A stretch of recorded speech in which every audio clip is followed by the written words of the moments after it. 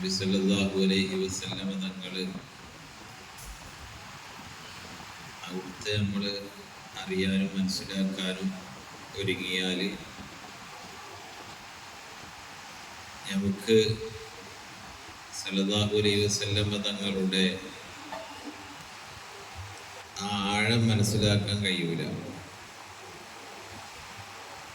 അതുകൊണ്ടാണ് മൗലിദിന്റെ തുടക്കം തന്നെ എന്താണ്? മങ്കൂസ് മൗലിദിന്റെ തുടക്കത്തിൽ സുബ്ഹാനല്ലദീ,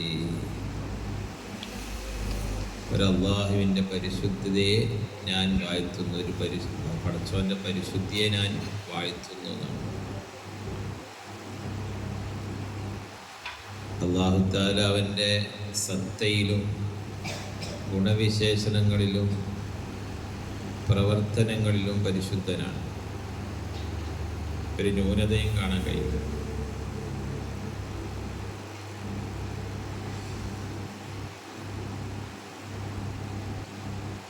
എന്താ സുബ്ഹാനല്ലദീ എന്ന് പറഞ്ഞാൽ ഒരു അള്ളാഹുവിൻ്റെ പരിശുദ്ധിയെ ഞാൻ വാഴ്ത്തുന്നു. അള്ളാഹു സുബ്ഹാനഹു വ തആലയുടെ പരിശുദ്ധി എത്രയാണ്! അവൻ്റെ ദാത്തിൽ, സത്തയിൽ, ഗുണവിശേഷണങ്ങളിൽ, പ്രവർത്തനങ്ങളിൽ, സിഫാത്തിലും അഫ്ആലിലും ഒരു ന്യൂനതയും കാണാൻ കഴിയില്ല. അതുപോലെ തന്നെ അവൻ്റെ അസ്മാഉകളിലും അവൻ്റെ നാമങ്ങളിൽ ഒരു ന്യൂനതയും നമുക്ക് കാണാൻ കഴിയില്ല. അപ്പൊ അല്ലാഹു സുബ്ഹാനഹു വ തആല എല്ലാ നിലക്കും പരിശുദ്ധനാണ്. ആ പരിശുദ്ധി നമുക്ക് മനസ്സിലാകണമെങ്കിൽ നമ്മൾ അള്ളാഹിനെ അറിയണം. അള്ളാഹുവിനെ അറിയുമ്പോൾ നമുക്കത് മനസ്സിലാവും. അള്ളാഹിനെ അറിഞ്ഞ ഒരു ആരിഫാണിത് പറയുന്നത്, സൈനുദ്ദീൻ മഖ്ദൂം റളിയല്ലാഹു അൻഹു. അതുകൊണ്ട് ആ പരിശുദ്ധി മനസ്സിൽ നിറഞ്ഞിട്ട് തന്നെയാണ് പറയുന്നത്. അപ്പോൾ ഇത് ഓതുമ്പോൾ നമ്മളെ മനസ്സിലും അള്ളാഹുവിൻ്റെ ആ പരിശുദ്ധി നിറഞ്ഞുകൊണ്ടാവണം. അവൻ്റെ അളമത്ത്, അവനോടുള്ള ആ ബഹുമാനം, ആദരവ്, അത് നിറഞ്ഞുകൊണ്ട് പറയണം സുബ്ഹാനല്ലദീ. നമ്മൾ വൈകുന്നേരം മഗ്രിബിൻ്റെ മുമ്പ് തസ്ബീഹ് ചൊല്ലലുണ്ടല്ലോ. തസ്ബീഹ് ചെയ്യുകയും തസ്ബീഹ് ചൊല്ലുകയും വേണം. ഖൽബ് കൊണ്ട് അവനെ തസ്ബീഹ് ചെയ്യണം, നാവ് കൊണ്ട് തസ്ബീഹ് ചൊല്ലണം. നമ്മൾ അള്ളാഹുവിനെ പരിശുദ്ധിപ്പെടുത്തിയാലും പരിശുദ്ധിപ്പെടുത്തിയിട്ടില്ലെങ്കിലും അള്ളാഹു പരിശുദ്ധൻ തന്നെയാണ്. പക്ഷേ അള്ളാഹുവിനെ പരിശുദ്ധപ്പെടുത്തുമ്പോൾ നമ്മൾ നാവ് കൊണ്ട്, വിശ്വാസം കൊണ്ട്, അഖീദ കൊണ്ട്, ഖൽബ് കൊണ്ടൊക്കെ നമ്മൾ അള്ളാഹുവിനെ പരിശുദ്ധിപ്പെടുത്തുമ്പോൾ അള്ളാഹു അതിൻ്റെ ഗുണം നമ്മളിലേക്ക് തന്നെ കിട്ടുകയാണ്. ഒരു കണ്ണാടിക്ക് ടോർച്ചടിച്ച പോലെ. അപ്പോൾ കണ്ടോ, സുബ്ഹാനല്ലദീ, ഒരു അള്ളാഹുവിൻ്റെ പരിശുദ്ധിയെ ഞാൻ എന്ത് ചെയ്യുന്നു? വാഴ്ത്തുന്നു. ഒരു പടച്ചവൻ്റെ പരിശുദ്ധി ഞാൻ വാഴ്ത്തുന്നു. എന്നിട്ട് പിന്നെന്താ? അത്ല ഫീ ശഹീ റബീഉൽ അവ്വൽ. റബീഉൽ അവ്വൽ മാസത്തിൽ ആ റബ്ബ്, ആ അള്ളാഹു ഉദയം ചെയ്യിപ്പിച്ചിരിക്കുന്നു, വെളിപ്പെടുത്തിയിരിക്കുന്നു, പുറത്തേക്ക് കൊണ്ടുവന്നിരിക്കുന്നു. ആരെ? ഖമറ നബിയിൽ ഹുദാ, സന്മാർഗത്തിൻ്റെ പ്രവാചക ചന്ദ്രൻ. വ ഔജദ നൂറഹു, ആ നബിയുടെ നൂറിനെ അള്ളാഹു സൃഷ്ടിച്ചു, അവനുണ്ടാക്കി. ഖബല ഖൽഖിൽ ആലം, ഈ ലോകത്തെ, ഈ പ്രപഞ്ചത്തെ സൃഷ്ടിക്കുന്നതിൻ്റെ മുമ്പ്. അവ്വലു ഖൽഖ് സല്ലല്ലാഹു അലൈഹി വസല്ലം തങ്ങളാണ്. വസമ്മാഹു മുഹമ്മദ, ആ നൂറിനെ അല്ലാഹു തആല മുഹമ്മദ് എന്ന് നാമകരണം ചെയ്യുകയും ചെയ്തു. അപ്പോൾ ഇവിടെ എന്തൊക്കെയാണ് പറഞ്ഞത്? ഒന്ന്, റബീഉൽ അവ്വൽ മാസത്തിലാണ് അല്ലാഹു തആല നബി സല്ലല്ലാഹു അലൈഹി വസല്ലം തങ്ങളുടെ ഈ ഭൗതിക ലോകത്തേക്കുള്ള ജനനത്തിന് തിരഞ്ഞെടുത്ത റബീഉൽ അവ്വൽ മാസത്തെയാണ്. അതെന്താ റമദാനിലാവാതിരുന്നത്? പരിശുദ്ധ മാസം റമദാൻ മാസം, അല്ലെങ്കിൽ യുദ്ധം ഹറാമാക്കിയ വിശുദ്ധ മാസങ്ങളുണ്ടല്ലോ, ഈ മാസങ്ങളിലും ഒന്നും അല്ലാതെ റബീഉൽ അവ്വലിനെ തന്നെ തിരഞ്ഞെടുക്കാനുള്ള കാരണം എന്താ? അത് ഈ മാസങ്ങളിലാണെങ്കിൽ ഈ മാസങ്ങൾ കൊണ്ടാണ് സല്ലല്ലാഹു അലൈഹി വസല്ലമ തങ്ങൾക്ക് മഹത്വം കിട്ടിയത്. റമദാനിൽ പിറന്നത് കൊണ്ട്, അല്ലെങ്കിൽ ഈ വിശുദ്ധ മാസങ്ങളിൽ ജനിച്ചത് കൊണ്ട് നബിതങ്ങൾക്ക് മഹത്വം കിട്ടിയതാണെന്ന് തോന്നുന്നു. അങ്ങനെയല്ല, നബിതങ്ങളെ കൊണ്ടാണ് എല്ലാത്തിനും എന്ത് ചെയ്യുന്നത്? മഹത്വം കിട്ടുന്നത്. അപ്പൊ അതുവരെ മഹത്വമില്ലാതിരുന്ന റബീഉൽ അവ്വലിന് സല്ലല്ലാഹു അലൈഹി വസല്ലമ തങ്ങളെ കൊണ്ട് എന്തായി? മഹത്തായി. അത് തിങ്കളാഴ്ച ദിവസത്തിന്റെ പ്രത്യേകത ഇങ്ങനെ തന്നെ. വെള്ളിയാഴ്ച അവിടുത്തെ ജനനത്തിന് വെള്ളിയാഴ്ചയെ തിരഞ്ഞെടുത്തില്ല. കാരണം വെള്ളിയാഴ്ചയായിരുന്നെങ്കിൽ വെള്ളിയാഴ്ച കൊണ്ടാണ് നബി സല്ലല്ലാഹു അലൈഹി വസല്ലം തങ്ങൾക്ക് മഹത്വം കിട്ടി എന്ന് തോന്നുന്നു. അങ്ങനെയല്ല, നബി തങ്ങളെ കൊണ്ടാണ് എല്ലാത്തിനും മഹത്വം കിട്ടുന്നത്. തിങ്കളാഴ്ചക്ക് മഹത്വം കിട്ടിയത് എന്താ?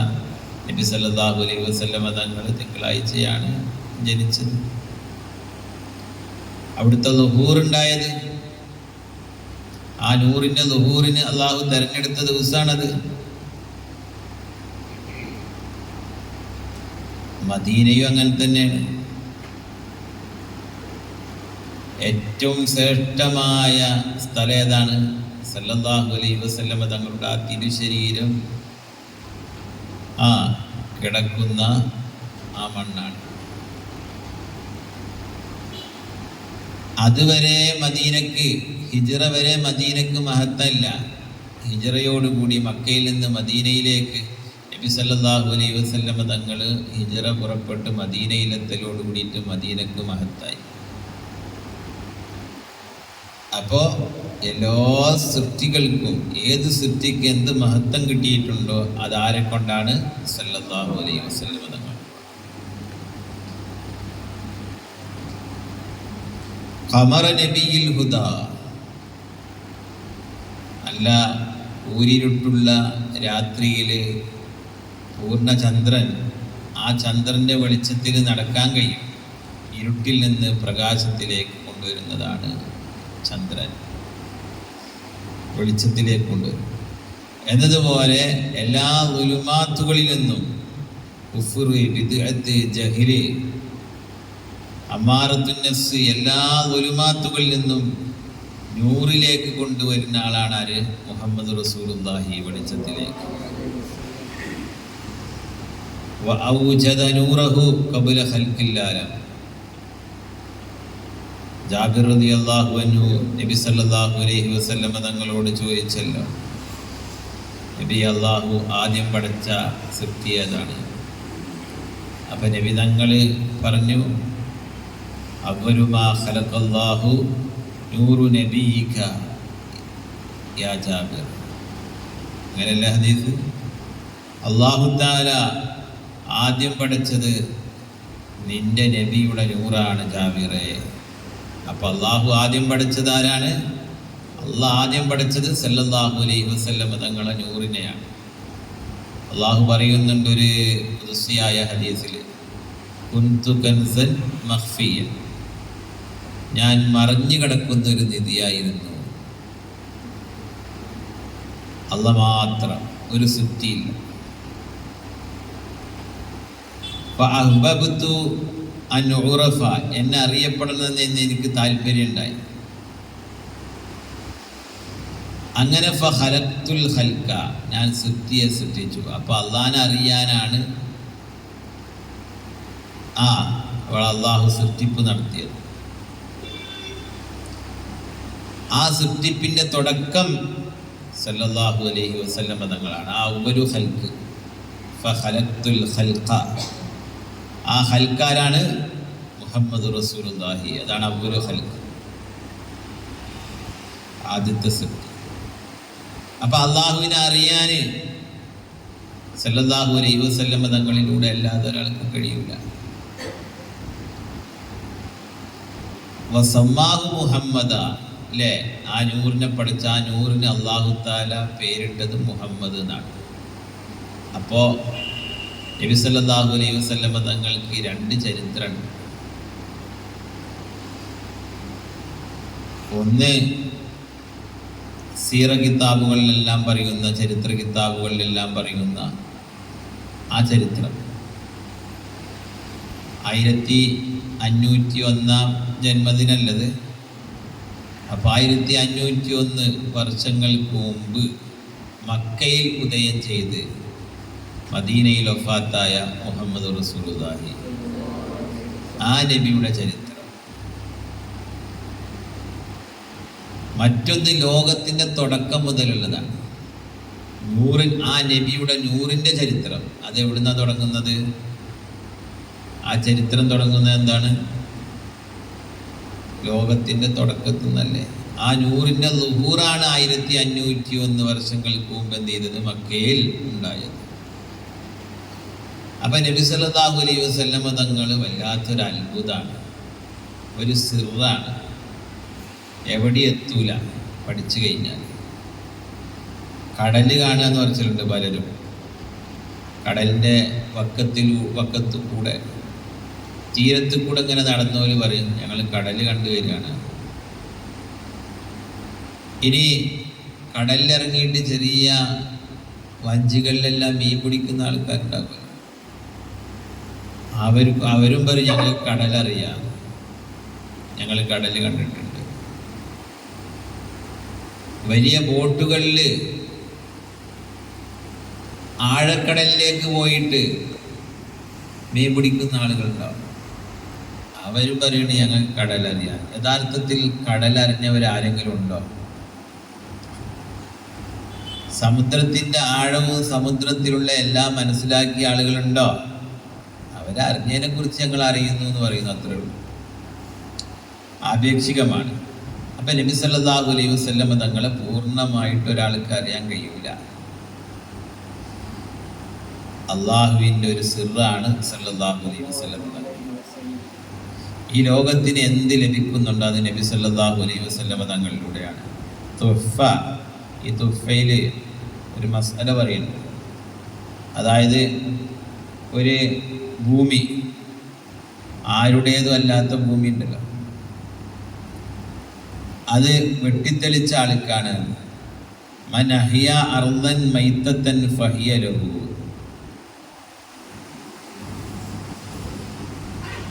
എന്നിട്ട് പറയുന്നുണ്ട് അതങ്ങനെ വെട്ടിത്തെളിച്ച് ഓരോരുത്തർക്കും എടുക്കാം. ആരുടെ അല്ലാത്ത ഭൂമി ഉണ്ടല്ലോ. അപ്പം അവിടെ ഞാനത് ഉടമയാക്കി എന്നൊന്നും പറയേണ്ട ആവശ്യമില്ല. ലഫ്ദ് വാക്കിലേക്ക് ആവശ്യമില്ല. അതിന് കാരണം പറയാൻ എന്താണെന്ന് അറിയോ? നബി സല്ലല്ലാഹു അലൈഹി വസല്ലമ തങ്ങളെ കുറിച്ച് പറയുന്നുണ്ട്. ലി അന്നല്ലാഹു തആല അഖ്തഅഹു അർളദ് ദുനിയ കഅർളിൽ ജന്നതി ലിയുഖ്തിഅ മിൻഹുമാ മൻ ശാഅ മാ ശാഅ.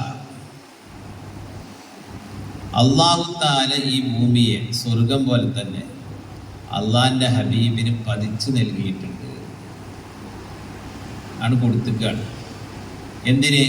ലിയുഖ്തിഅ മിൻഹുമാ മൻ ശാഅ മാ ശാഅ. ഹബീബ് സല്ലല്ലാഹു അലൈഹി വസല്ലമ തങ്ങൾ ഉദ്ദേശിച്ചവർക്ക് ഉദ്ദേശിച്ചത് നൽകാൻ.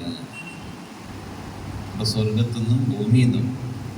അപ്പം നബി തങ്ങൾ പറഞ്ഞതാണ് മൻ അഹ്യ അർളൻ മൈത്തൻ ഫഹിയ ലഹു. അതുകൊണ്ട് നബി സല്ലല്ലാഹു അലൈഹി വസല്ലമ തങ്ങളുടെ ഭാഗത്തുനിന്ന് പൊതുവായ ഒരു ധർമ്മണ്ടയിൽ ദാനുണ്ട്. എന്തു നിബിധങ്ങൾ നൽകിയതല്ലേ, എന്തും നിബിധങ്ങളിൽ നിന്നുള്ള ദാനാണ് നമുക്ക് കിട്ടുന്നത് മുഴുവനോ. ഫഇന്ന മിൻ ജൂദിക വമിൻ ഉലൂമിക ഇൽമൽ ലൗഹി വൽ ഖലമി. ഫഇന്ന മിൻ ജൂദിക, നിങ്ങളുടെ ജൂദിൽ നിന്നുള്ളതാണ്. ഫഇന്ന മിൻ ജൂദിക ദുനിയ, ദുനിയാവും വദറത്തഹ, ആ ആ ദുനിയാവിൻ്റെ ചക്കുളത്തിയാകുന്ന ആഖിറവും. രണ്ടും നബിതങ്ങളുടെ ധർമ്മമാണ്. അതായത് നബിതങ്ങൾ ഇബ്നു ഹജർ തങ്ങൾ തുഫെ പറഞ്ഞില്ലേ, നബിതങ്ങൾക്കാണ് കൊടുത്തിക്കാണ്, പതിച്ചു കൊടുത്തിക്കാണ്. അല്ലാഹുൽ മുഅ്തി അനൽ ഖാസിം, അള്ളാഹുവാണ് നൽകുന്നത്, ഞാനാണ് വിഹിതിച്ച് നൽകുന്ന ആൾ. എല്ലാവർക്കും ഓഹരി വെച്ച് കൊടുക്കുന്ന ആൾ അള്ളയാണ് കൊടുക്കുന്നതെങ്കിലൊക്കെ വിഹിതിച്ചു കൊടുക്കുന്ന ആൾ ഞാനാണ്. അതുകൊണ്ടാണ് അബുൽ ഖാസിം എന്നൊരു പേര് സല്ലല്ലാഹു അലൈഹി വസല്ലം തങ്ങൾക്ക്. അബുൽ ഖാസിം, ഈ അബുൽ ഖാസിം എന്നുള്ള ആ പേര് കുഞ്ഞത്തലമൻ, അത് മറ്റൊരു സൃഷ്ടിക്കും മറ്റൊരാൾക്കും പറയരുത്. അതിന് കാരണം എന്താ? ഖാസിം എന്നുള്ള വിശേഷണം അത് യഥാർത്ഥത്തിൽ ആയിരിക്കുള്ളൂ സല്ലല്ലാഹു അലൈഹി വസല്ലം തങ്ങൾ. ഖാസിം എന്ന് പറഞ്ഞാൽ വിഹിതിച്ചു കൊടുക്കുക. അപ്പോൾ ഖാസിം എന്ന വിശേഷണത്തെ എപ്പോഴും ഏത് കാലത്തും കൂടെ കൊണ്ട് നടക്കുന്ന ആളാണ് ആര്? മുഹമ്മദ് റസൂലുള്ളാഹി. നമ്മുടെ അബൂ ഹുറൈറ എന്ന് പറഞ്ഞാൽ പൂച്ചൻ്റെ വാപ്പ എന്നല്ല, പൂച്ചനെ എപ്പോഴും കൊണ്ടു നടക്കുന്ന ആള്. ഇബ്നു സബീൽ എന്ന് പറഞ്ഞാൽ വഴിയുടെ മകന്ന വഴിയാത്രക്കാരൻ, വഴിയിലെപ്പോഴും ഉണ്ടാണ്. അതുപോലെ ഇബ്നുൽ വക്ത് എന്ന് പറയും, അസൂഫി ഇബ്നുൽ വക്ത്, വക്തിനെ സമയത്തെ വേണ്ട വിധത്തിൽ ചെലവഴിക്കുന്നതാണ്. എന്നതുപോലെ അബുൽ ഖാസിം എന്ന് പറഞ്ഞാൽ ഖാസിം എന്ന വിശേഷണത്തെ ഏതു സമയത്തും കൂടെ കൊണ്ടു നടക്കുന്ന ആളാണ് മുഹമ്മദ് റസൂലുള്ളാഹി. അത് വേറൊരാൾക്കില്ലല്ലോ. അതുകൊണ്ടാണ് അബുൽ ഖാസിം എന്ന് വേറൊരാൾക്ക് പറയരുത് പറഞ്ഞത്. അപ്പൊ സല്ലല്ലാഹു അലൈഹി വസല്ലം തങ്ങളെ കുറിച്ച് നമ്മൾ ചിന്തിച്ചാൽ കണ്ടോ, റബ്ബുൽ ആലമീൻ എന്ന് അല്ലാഹു തആല അള്ളാഹിനെ കുറിച്ച് പറഞ്ഞു. നബി തങ്ങളെ കുറിച്ച് എന്താ പറഞ്ഞത്? റഹ്മത്തുൽ ലിൽ ആലമീൻ. റബ്ബുൽ ആലമീൻ എന്ന് പറയുമ്പോൾ ആലമീനിൽ പെടാത്ത സൃഷ്ടി ഏതാണ്? ലോകത്തിന്റെ രക്ഷിതാവ് എന്ന് പറയുമ്പോൾ ആ ആലമീൻ എന്ന് പറയുന്നതിൽ പെടാത്ത സൃഷ്ടി ഏതാണ്? അപ്പൊ റഹ്മത്തുൽ ലിൽ ആലമീനിലും ആ ആലമീനിലും പെടാത്ത സൃഷ്ടി ഏതാണ്? അപ്പൊ ഏത് സൃഷ്ടിക്കും എന്ത് കിട്ടുകയാണെങ്കിലും ആരിലൂടെ കിട്ടുക? സല്ലല്ലാഹു അലൈഹി വസല്ലം തങ്ങളിലൂടെയാണ്. ചുരുക്കി പറഞ്ഞാൽ നബി തങ്ങളൊരു അത്ഭുതമാണ്. അതുകൊണ്ട് ആ തുടക്കത്തിൽ തന്നെ സുബ്ഹാനല്ലദീ എന്ന് പറഞ്ഞത്, സുബ്ഹാൻ ഉപയോഗിക്കൽ അത്ഭുതമുള്ളടുത്താണ് അല്ലേ? സുബ്ഹാനല്ലദീ അസ്റാ ബി അബ്ദിഹി ലൈലൻ മിനൽ മസ്ജിദിൽ ഹറാമി ഇലൽ മസ്ജിദിൽ അഖ്സല്ലദീ ബാറക്നാ ഹൗലഹു. മസ്ജിദുൽ ഹറാമിൽ നിന്ന് ബൈത്തുൽ മുഖദ്ദസിലേക്ക് രാത്രിയുടെ അല്പസമയത്തുള്ള യാത്ര ഇസ്രായിനെ കുറിച്ച് പറഞ്ഞു കൊടുത്തത് അത് അത്ഭുതമാണ് എന്നതുപോലെ ആ സമയത്ത് ഖുർആൻ ഉപയോഗിച്ചത് സുബ്ഹാന. അപ്പോൾ ഒരു അത്ഭുതം ഉണ്ടാകുമ്പോൾ നബി സല്ലല്ലാഹു അലൈഹി വസല്ലം തങ്ങൾ ആ ചരിത്രത്തിലേക്ക് ഇനി പറയാൻ പോകുന്ന ചരിത്രവും അവിടുത്തെ ജീവിതവും അവിടുത്തെ സ്വഭാവവും അവിടുത്തെ ഹഖീഖത്തും എല്ലാം അത്ഭുതം നിറഞ്ഞതാണ്. അതുകൊണ്ട് ഇത്രയധികം അത്ഭുതങ്ങളുള്ള ഈ സൃഷ്ടിയെ സല്ലല്ലാഹു അലൈഹി വസല്ലം തങ്ങൾ സൃഷ്ടിയാണല്ലോ, തുടക്കണ്ടല്ലോ, പടച്ചോനല്ലല്ലോ. പടച്ചോനും തുടക്കല്ല, സൃഷ്ടിയാണ്. അതുകൊണ്ട് ഈ അത്ഭുതകരമായി ഈ സൃഷ്ടിയെ സൃഷ്ടിച്ച ആ സൃഷ്ടാവിൻ്റെ അളമത്ത്, അവൻ്റെ കുദ്റത്ത് എത്രയായിരിക്കും?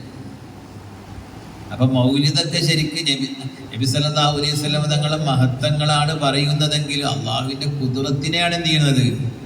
വിളിച്ചു പറയുന്നത്, അള്ളാഹുവിൻ്റെ ആ അളമത്തിനെയും മഹത്വത്തെയും. അപ്പം ആ കുദ്റത്ത് കണ്ടിട്ട് അത്ഭുതപ്പെട്ട് ആ അള്ളാഹുവിൻ്റെ അളമത്തിൻ്റെ മുമ്പിൽ അത്ഭുതപ്പെട്ടിട്ട് സുബ്ഹാനല്ലദീ എന്ന് പറയണം. അതിന് അള്ളാഹിനെ റസൂലിനെ അറിയണം. അള്ളാഹു തൗഫീക്ക് നൽകട്ടെ.